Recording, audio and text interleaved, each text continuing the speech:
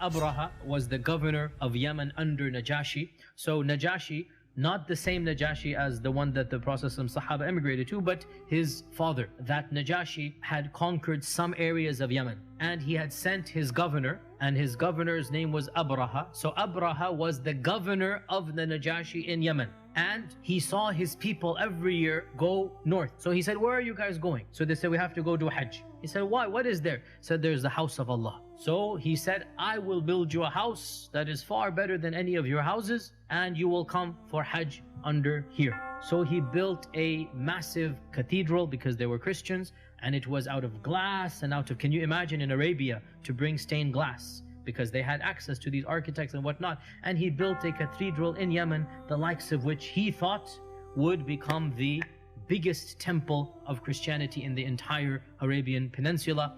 And he then said, all of you have to come over here rather than going to up north to the Kaaba. And when one of the Bedouins heard this, he went there, but he went there to relieve himself, number one and number two. And he went there and he did that. And he became so angry, Abraha, that he said, as revenge, I will destroy this house, so people must come to my house. And that is why he gathered together his army. And of course, because they were from Abyssinia, so they had elephants. Otherwise, elephants did not live in the Arabian Peninsula as natural beasts over there. But because he was from Africa, so he had a group of African elephants. And of course, the people of Africa had trained the elephants to be instruments of war.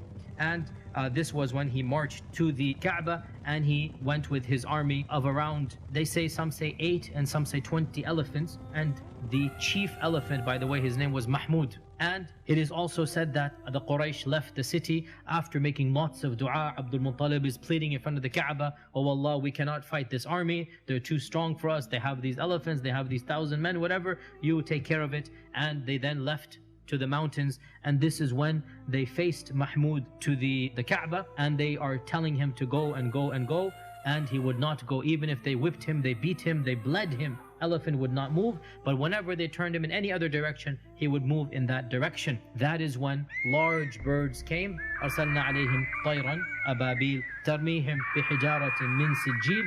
So stones from Jahannam, imagine stones from Jahannam in this world, they're coming.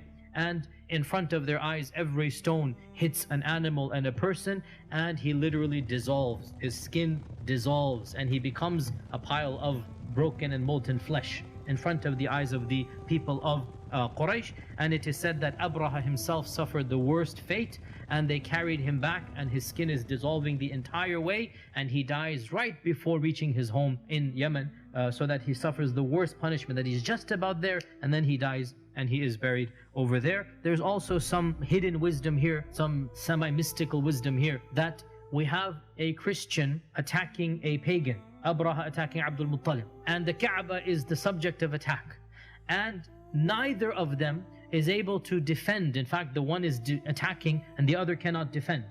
And Allah defends the Haram. And who was living in the Haram at the time? Amina, and she must have been pregnant with our Prophet ﷺ. So quite literally, because he's born in the same year, a few months later, so this means Amina, when the incident of Fil takes place, our Prophet ﷺ is literally in the womb of Amina. So there's a huge symbolism here, that Allah Himself protects not just the Kaaba, but what else? Our Prophet ﷺ. And it is as if to indicate that the mushrikun could not protect the Kaaba. They're not worthy of the Kaaba. So Allah subhanahu wa ta'ala destroyed those who attempted to harm it, because there will come now somebody who will be worthy of the Kaaba. The Quraysh have not been worthy to the level they deserve. So somebody will now come, and that is our Prophet ﷺ, who purified it of its idols, who made it the Qibla, and who returned it to the glory that it was, and that is the initial house that Ibrahim ﷺ built.